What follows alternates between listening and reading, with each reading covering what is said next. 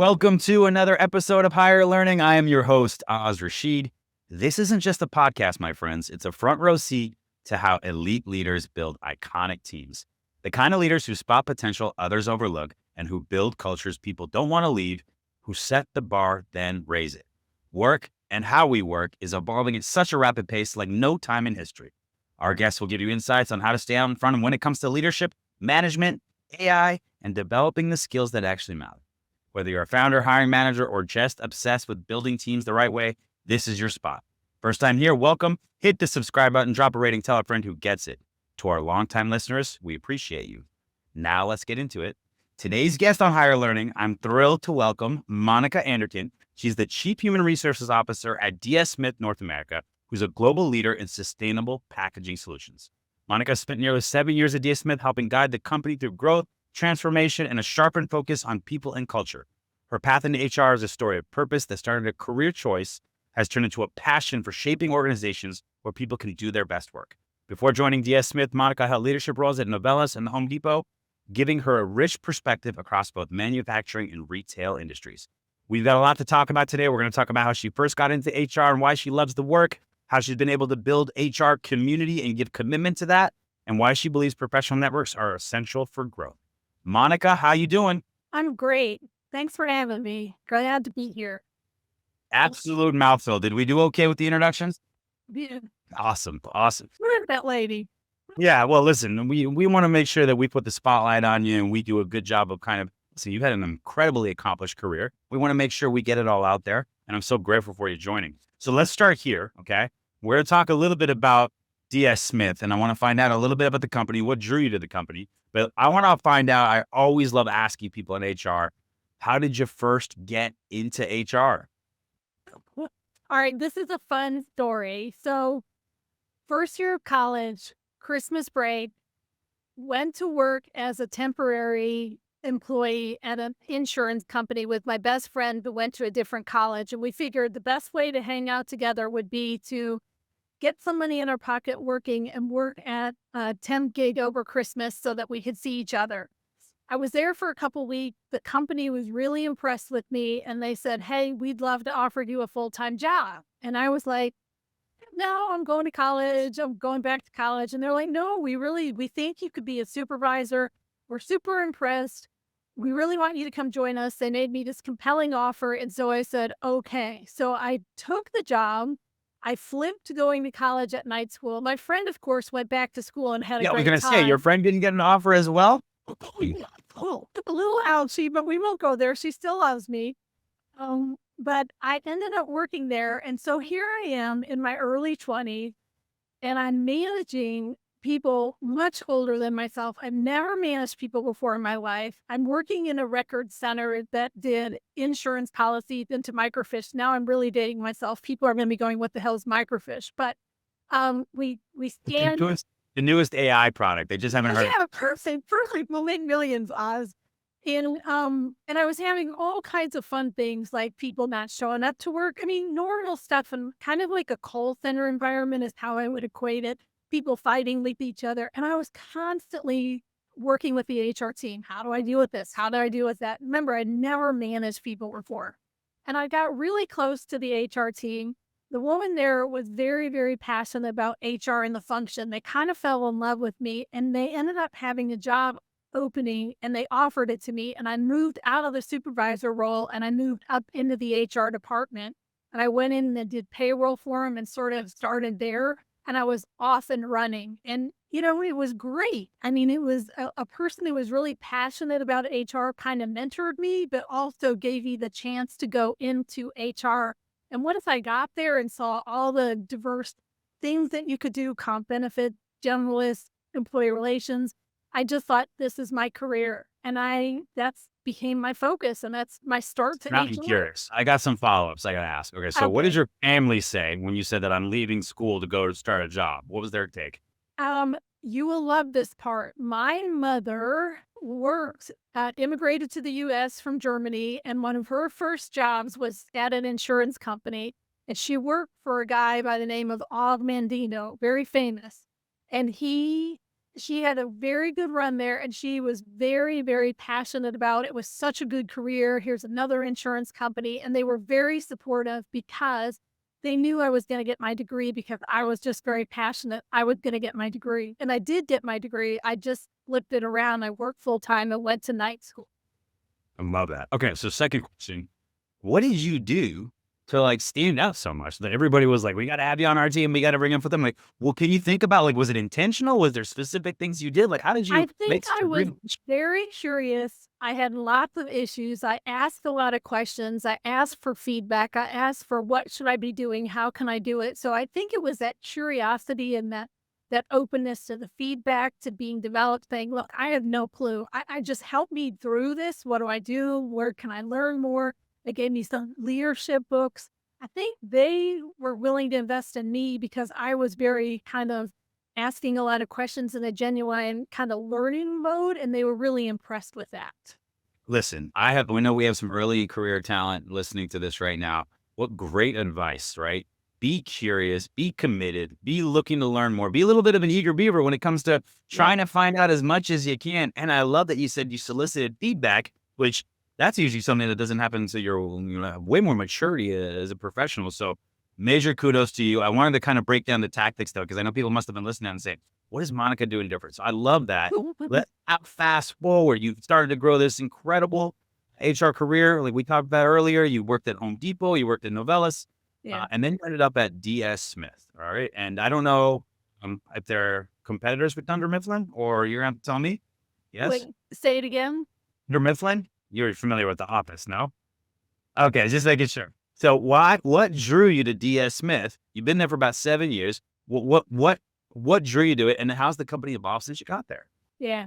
Um, this is a fun story. I have lots of fun stories. So the company I was working for before DS Smith decided it was a global company with the North America headquarters that they were going to move their headquarters to Chicago to save money.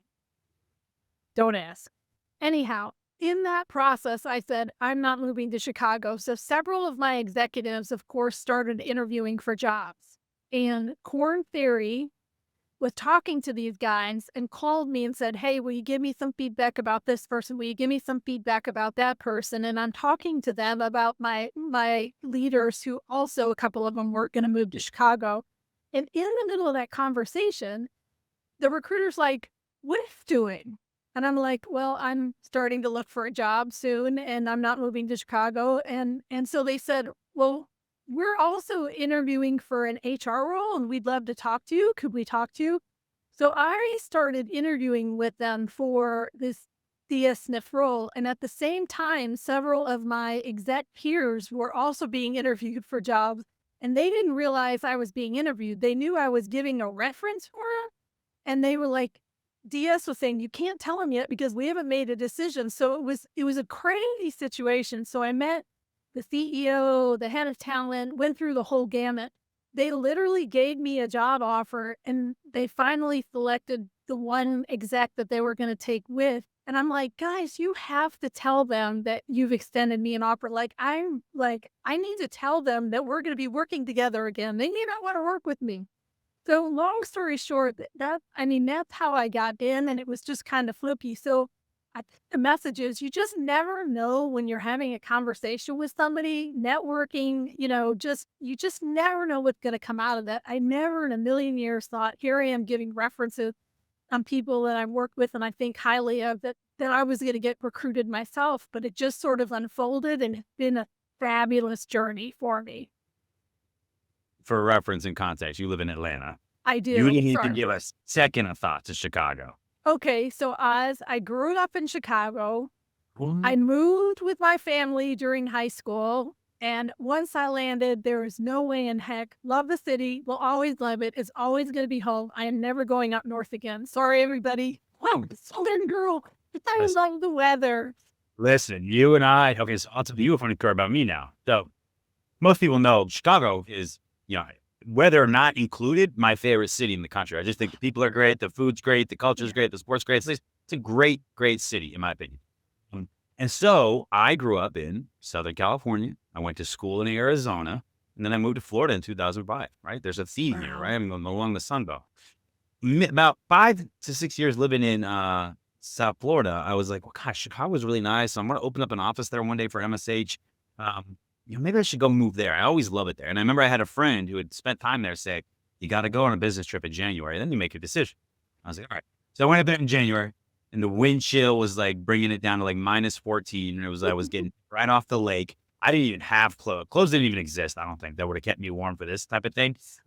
And I got back to Florida and I'm like, I'm good. I'll go visit in the summer. Maybe get an apartment or something up there, but I'm making my life down here in Florida. So I believe you made the right decision, even though I love the city of Chicago. I need to. Weather is just such a big part of quality of life in the South. Yeah.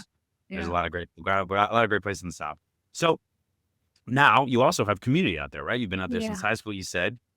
You said it's really important to be very active in your community, and you've been very intentional about that. You joined SHRM in Atlanta and HRLF. So I'm interested, what caused you to want to get involved? Was this something that was very natural for you, or is this something that, one day intentionally you thought, I got to start doing this? Yeah. So the mentor at the insurance company was a former past president of SHRM Atlanta, which is a mega chapter of volunteers that are all in the Society for Human Resource Management in the HR profession. And early in my career, even though when I went into HR, I was doing more individual contributor after my supervisor gig for a couple months, I didn't have managerial experience, right? Real managerial experience. And I was learning about the profession being a chapter member of SHRM Atlanta, which is this huge 500-person plus chapter. And I started volunteering because I wanted to get to know people. I wanted to learn. And I think that the best way to kind of build a community is joining the community by giving back. Well, I started getting volunteer role after volunteer role after volunteer role. I became a manager, I became a VP. I moved through membership, finance, you name it. I went through a couple of the roles. And I eventually became the president of SHRM Atlanta in a volunteer capacity, still have my day job. I was the youngest one. It was a long time ago, so I'm sure there's been younger after me, but I was the youngest one in the chapter history. And the reason I did that was I was able to use that. It was a $500 million or 500 million. Wait a minute. Oh, it was a $500,000. Sorry. Get that out. $500,000 organization. And it had 500 members.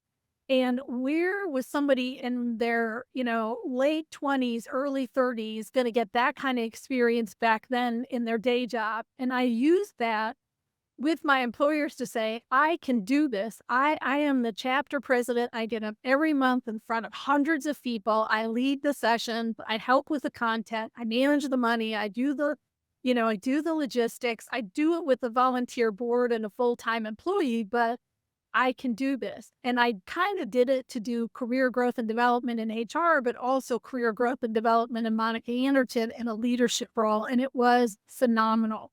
And Oz, I would have to say that there are people from way back then that are still very good professional friends of mine and just friends in general that are part of that community. SHRM Atlanta is great for sort of starter, midsize, and even CHRO, but then I moved into the HRLF organization, which is the Human Resources Leadership Forum, and that is the senior HR CHROs of the Atlanta community.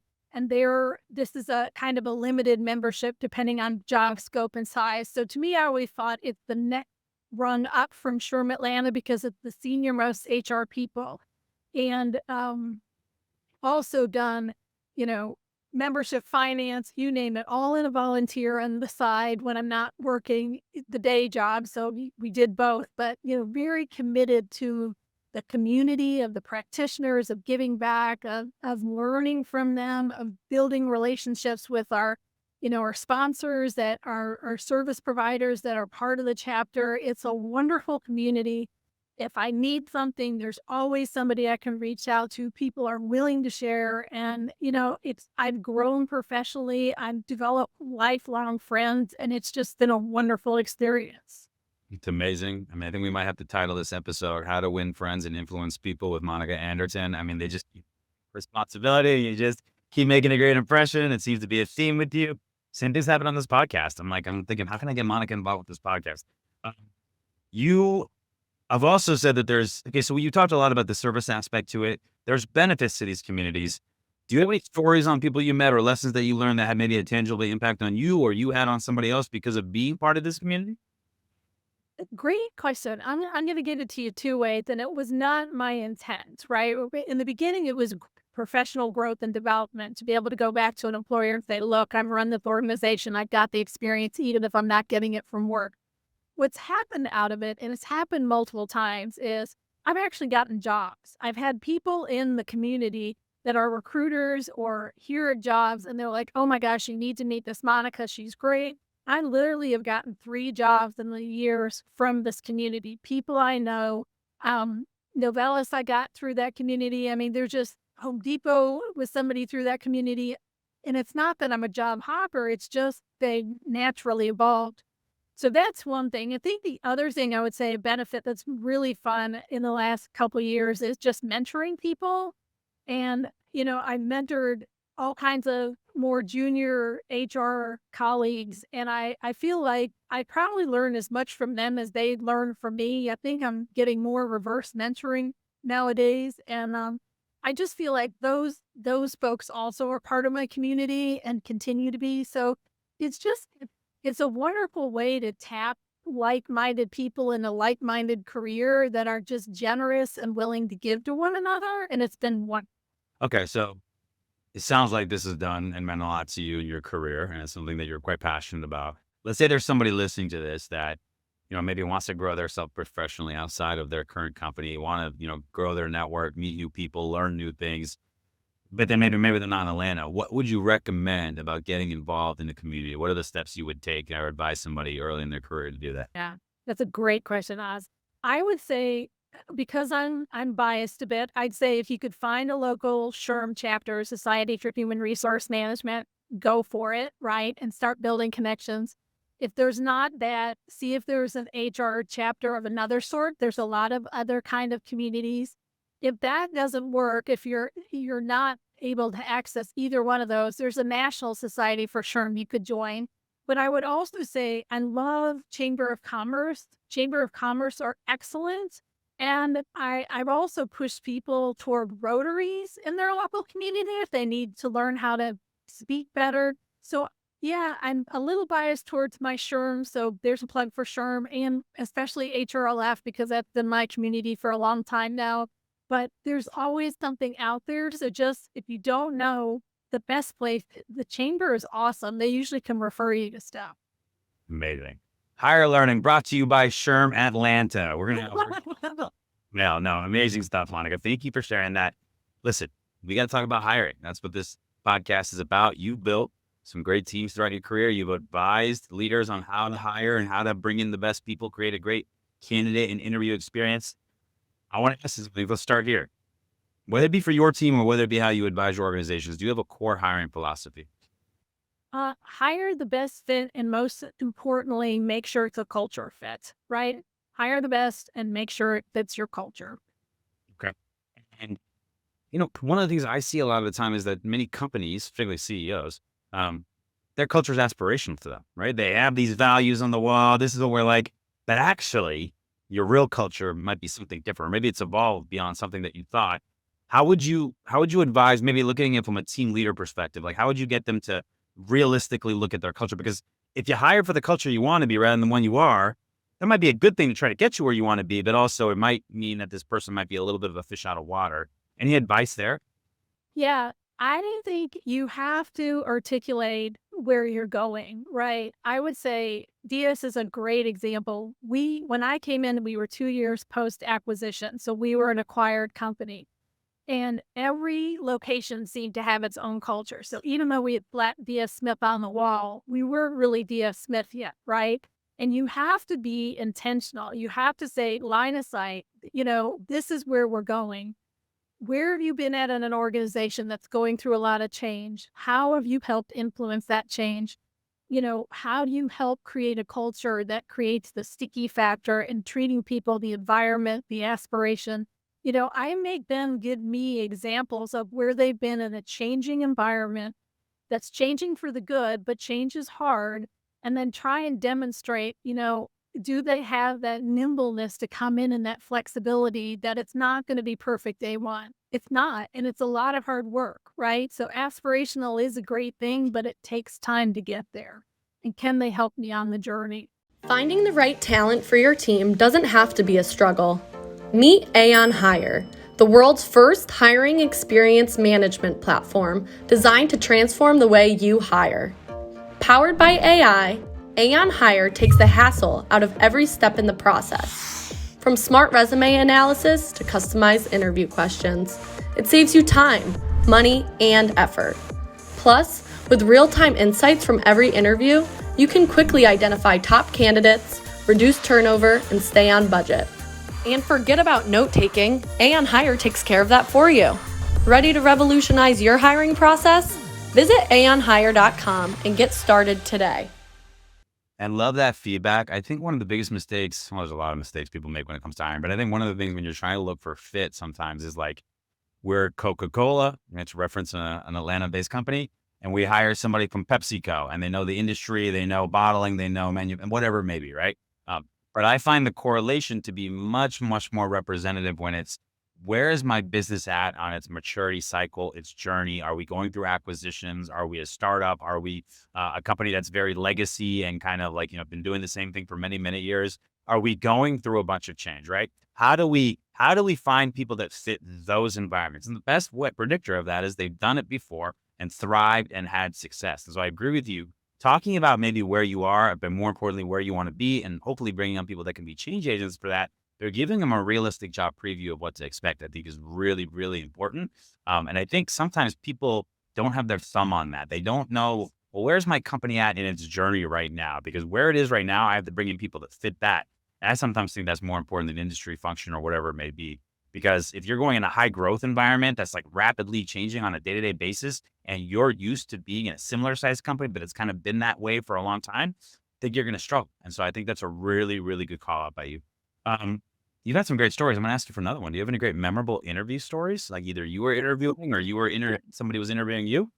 Um, oh, I've got all kinds of stories. I'll give you one because this is somebody who came in and worked for me, and I actually sent her an email and said, I want you to say this to me in an email and tell me what the heck I did because I don't even remember. She has since this lady's name is Polina Zlatev, and she's one of my rock stars, and I love her dearly. And she came in years and years ago at Novelis to work for me on the generalist. And she came into the office, and I couldn't find her. So I was 10 minutes late to the interview, which is a pet peeve because I'm super type A and usually always on time. So needless to say, I came blowing in the room. Like, where have you been? And she was somewhere where she wasn't supposed to be, which wasn't her fault. It was just wherever they landed her. She wasn't where I was looking for her. And, I said, listen, I have interviewed a bunch of people. And she's like, I know. And I couldn't find the right candidate. So I was really candid up front. And I said, talk to me a little bit about where you're coming from. She had manufacturing experience, which in Atlanta was very rare. And she had it from Rock 10. And she had a fabulous background. She could articulate going to plants. She understood manufacturing, not flat rolled aluminum, which Novelis was, but she was in paper, and it didn't matter because we understood manufacturing. It was great. It was fast paced, and I kind of just stopped asking questions. I mean, I listened to her. She was articulate. I'm like, oh, this is it. I just knew she was the one. And about, I don't know, I guess 5 or 10 minutes in, I just said, okay, what are your non-negotiables? Like, what are you looking for? And she was just like, what is happening? And I knew within like the first 5 minutes of listening to her talk about the business, her experience, I'm like, this is the one. She gets it. She gets the fast pace. She gets the culture change. They had been doing a lot of acquisition. We were doing culture and business change. She kind of came out and said, here are some of my non-negotiables. And then we spent the rest of the time just talking about the business, the strategy, where we were at, how challenging it was going to be, how difficult the change we were going through. Could she keep up? Was this what she wanted? And Polina said that my candor and my authenticity stuck out to her that she was blown away. She said, when I kind of just stopped the interviewing process, she was like, oh gosh, I thought it was over. And then she said the non-negotiable, she said, nobody had ever asked me that before. And I was trying to figure out what do I need to do to land her? Like, what is she, because this is a scary job and she's going to work 1,000,000 hours. And why would she want to come here? So like, what can I plow through? She, to this day, we hired her. I hired her immediately. She left, called the recruiter and said, oh, I'm not going to get the job. I called the recruiter and said, we're right now. Like right now. It was so funny. And she worked for me for years. She's gone up the ladder. She went from a manager to a director at Novelis. Then she went to the head of talent. She is now the head of talent at Emory and, has hundreds of thousands of employees kind of in her responsibility. And we are dear friends to this day. And she is one that I'm super proud of. But I laugh because Paulina, I'll get together and people are like, do you want me to tell you how I met Monica and what she did to me in an interview? What did I say, Paulina? Shout out to Paulina, number Yeah. one. That's amazing. I'm glad to hear that she was such a rock star for hire. And I do think the best interviews are when you can start to move beyond the can you do the job to Yeah. what would you do in the job, right? How would you perform? And I love that you asked about the non-negotiables because I was thinking the same thing as soon as you said it. You're trying to figure out what are going to be the areas where this isn't going to work out. Also, major props to you preparing as well as you do for a podcast like this. Rain Paulina, getting all the details. There's a reason Monica's an A player, folks. You see it in pretty much everything she does. I appreciate that about you. What's your favorite question to ask in an interview? My absolute favorite question I almost don't want to tell you is because people made fun of me, some of the execs that interview with me, and now they're asking it. I ask people, what pushes your hot buttons? What sets you up? Ooh, I And- love that. I ask a similar format of that, by the way. What's Now, yours? what I ask everybody this in the interviews is, tell me something about a pet peeve that you have about coworkers. What's something when they do it, you can't stand? Because, whether you like it or not, your culture is your culture. And if you have people that like do this or talk over people or show up late or do these different things, right? Of course, you don't want those things. But if somebody comes in and that's just going to be like a humongous irritant to them right off the bat and you don't truly know your environment, then you're going to run into issues. You also want to know if I need to manage this person, what are the things that I need to be on point about, right? So you're kind of evaluating the environment. You're evaluating what's important. Because we all have these rational, irrational, whatever it is, things that just kind of get under our skin or trigger us in a certain way. And the better I can understand that, the better I can understand if you're going to be a good fit. Go ahead and expound though. Would you ask it for the same reason or? So I'm looking for truthful answers, like who really is the person? Because sometimes at that point in the interview, it's can't, right? I love this, I love that. And you're just still like, who is this person? Usually, if I can't get them to break sort of the mold, I'll just throw that one out. And then if they won't answer, I'm like, come on. Everybody has something that irritates them. It's, a clicking pen. I don't know. Give me one thing. And usually if I can get one thing out, they loosen up. Some of the stuff they say is not great, but you kind of actually see the real person if they've been too sort of calm or canned up to that point, if that makes sense. You nailed it because I was just, as you said, I was thinking about it. I get the most genuine, authentic responses from that question than maybe any other question I ask because it's kind of hard. You can almost see like when you ask somebody about a trigger or a hot button or a pet peeve, it's, oh yeah, okay, this is something I wanted to talk about, And I've heard a lot of really candid things that I was like, okay, well, good. I didn't know that, right? You get to learn a lot about the person, and it's almost hard to fake that question, right? If they say something like, oh, I hate people who are like, too easy to work with or too collaborative or something like that. Like, you almost can't say something like that. You really got to pick an irritant, right? And something that, it's tough. So I love that. You're right. You get very authentic answers there. What about when you miss on somebody? Because we all miss from time to time, right? When you don't hit the ball out of the park, do you see a theme or is there something maybe you've learned over the course of your career that has been the reason you missed? That is probably one of the hardest things because I feel like you usually run a candidate through several interviews. You may have a recruiter, you may not, you may have a TA person internal. You've all asked questions, you've all assessed the person. And the reality is you can ask a million questions. You can ask for references. You can feel like the fit's perfect, and then people come in and they just don't fit. And it happened, I don't know, 10 to 20% of the time. Um, my issue is I'm a go with your gut kind of person, so that's not very good. But I feel like at this point I've interviewed about 1,000 people, or probably more. I'm old, but I think you have a sense for the person. So when it doesn't work out, I really I ponder kind of what didn't work. I will tell you, I really, really, really like assessment tools, which I know people don't like, but I do like assessment tools not as a pass fail in the interview process, but just as another data point. Would that assessment pick up the same leadership attributes or skill that we did? Did we miss anything? How their communication, how their leadership, whatever it is, just to correlate one more data point, especially at the more senior level. And then when it doesn't work out, I really feel bad because it's against the company, but it's also against Canada because both of us made a bad choice. And somehow I'm always trying to digress. What do we miss? What happened? Right. And I don't know that there's a perfect answer, but I really think if any point along the way, if anybody in the interview process kind of had a red flag, you have to stop and really validate, is it legit and is this the right candidate? Because you're usually along the way were little signs.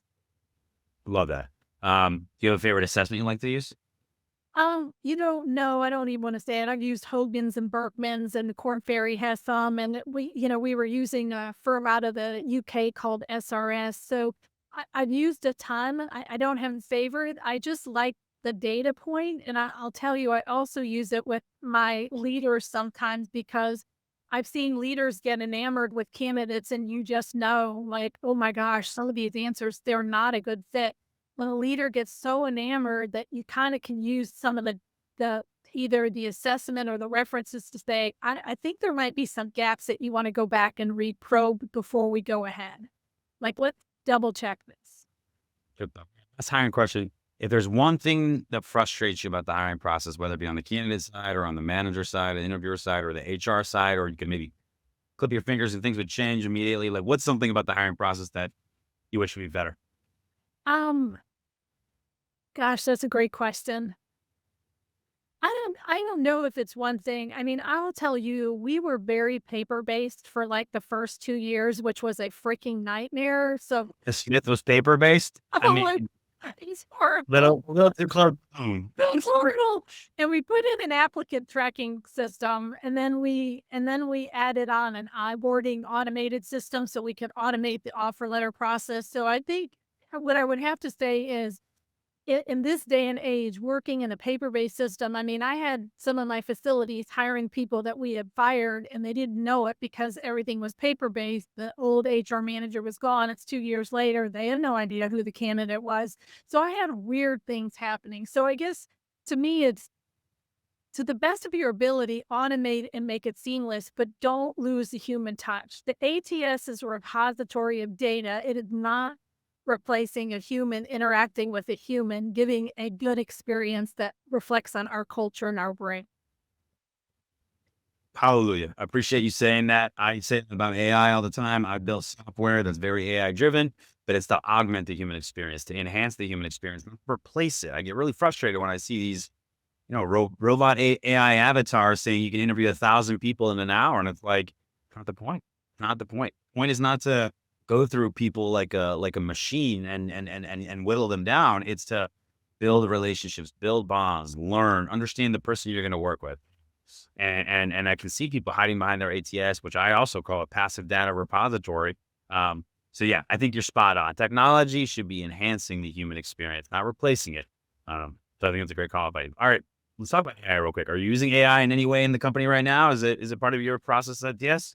Yeah, we not in the interview process. We've been trialing it, and we've got our own version in a sandbox, and we've kind of locked out ChatGPT and all that stuff because of our proprietary information. We don't want it to get on the marketplace. But I'll give you 2 examples of how we're using it, which is pretty cool.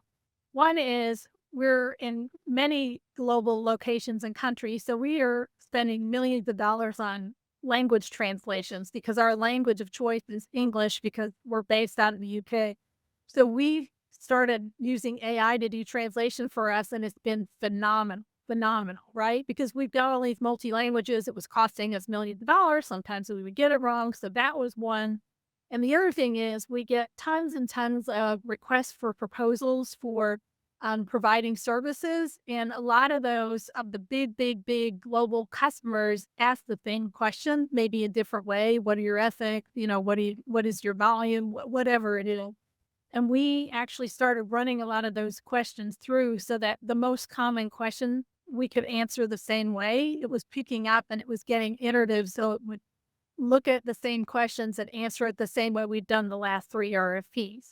So we're testing it in baby steps. And I know there are some people light years ahead of us, but it also takes money and capital and investment, and we're manufacturing, and we'd rather put that in equipment and people sometimes. So I think the AI will evolve and maybe we could be going faster, but I love what we've done so far. Can I say that?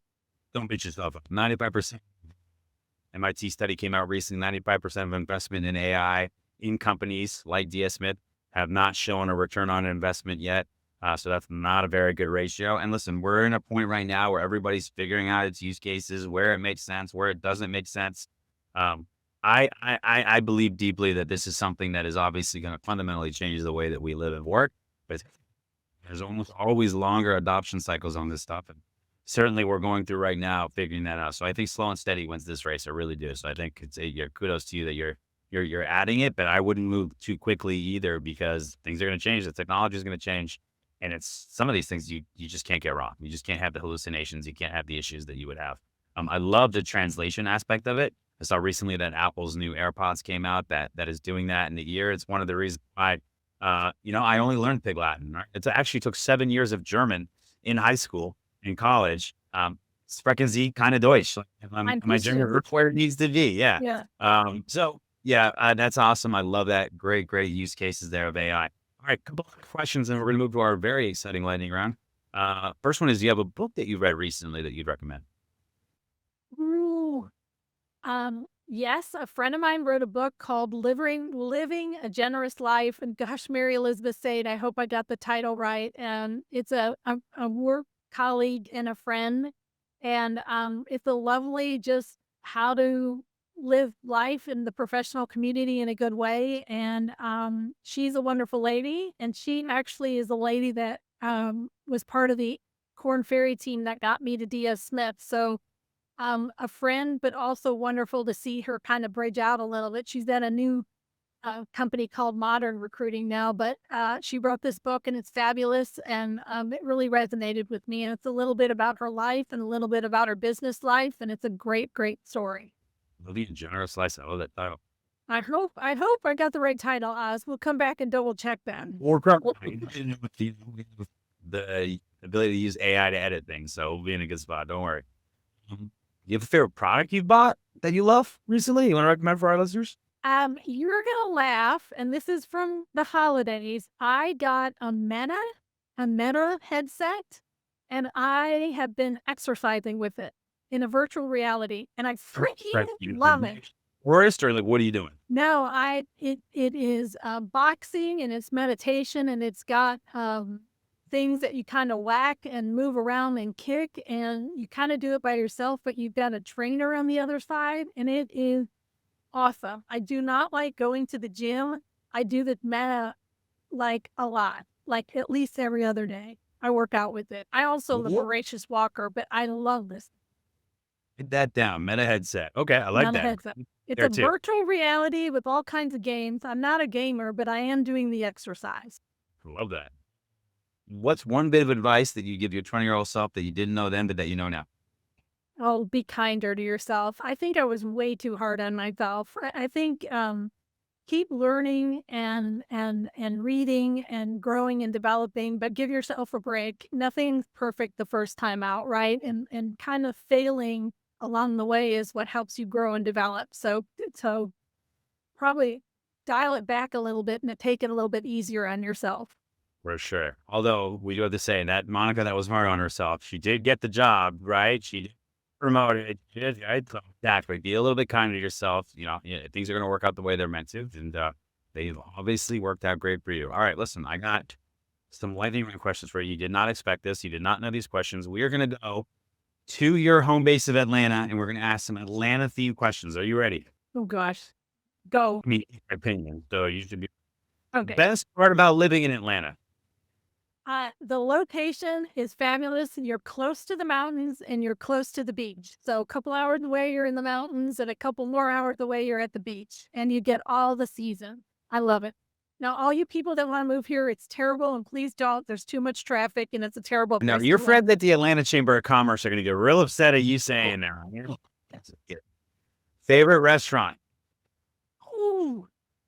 Oh, I have a bunch. I'll give you a couple. Canoe, it's on the Chattahoochee. It's been there a very long time. It's lovely atmosphere and it's beautiful. OK Cafe, just a fun, iconic cafe that's been in Atlanta forever. Blue Ridge Grill. It's kind of funny. They're all over in the same part of town. There's millions of great restaurants. Those are just some that have been around a very long time. And I love to take candidates to Blue Ridge and Canoe. I'll take my gift card anytime they want to send me. Yeah, we are just getting all types of sponsors and shout outs now from this episode. Favorite sport team in Atlanta? Ooh, the Atlanta Vibe. It's the professional women's volleyball team. Volleyball. Whoa. Yeah. Atlanta Vibe. Okay. Yeah. You go to the matches? I do. I had one of my daughters was a D1 volleyball player at Clemson, and she is in HR, Chloe. And so we love volleyball. And I have another daughter, twin, who's wonderful, named Alexa, and she's in sustainability. So I got to say both because they're twins. But I have a volleyball D1 athlete, and we are in love with it. That's amazing. I did not know about the Atlanta Vibe getting a shout out, but here we are. A lot of Fortune 500 companies in Atlanta, okay? Beyond DS Smith, obviously. What's one that maybe you admire quite a bit? I would say Cox. Cox is great. I love their sustainability. I love their people strategy. They have a fabulous CHRO who's a dear friend, Karen Bennett. I just like their business philosophy. They have a beautiful campus. They're a mainstay, and they give back a lot to Atlanta. So it's a good corporate citizen in the community too. Love that. All right, two more. Favorite Southern dish? Ooh. I'd have to say, I don't know if it's a dish. I'd say biscuits. I love bread. Sorry. Oh, yeah, and some butter, whatever. Come on. It's the South. You're using the meta headset, exercising. Come on, river riddle. All right, last one. Peaches. Overrated, underrated, properly rated? Properly rated. It's okay, what do you like? State. I know. What do you like? What do you like? What's your favorite peach dish? Cobbler. Gotta go with the peach cobbler. You know what? Now I'm hungry. Gosh, all this taco food. Southern. Let's get the cobblers. Monica, you did an amazing job. I'm so glad you came on. We learned a lot. Thanks for joining. If you're down here in the South Florida area, I have some great restaurants I can take you out to. Certainly when I come to Atlanta, we're going to get together. Yep, for sure. It's been all awesome. Right. Well, Monica, I'll talk to you later. Thanks. Bye. Bye.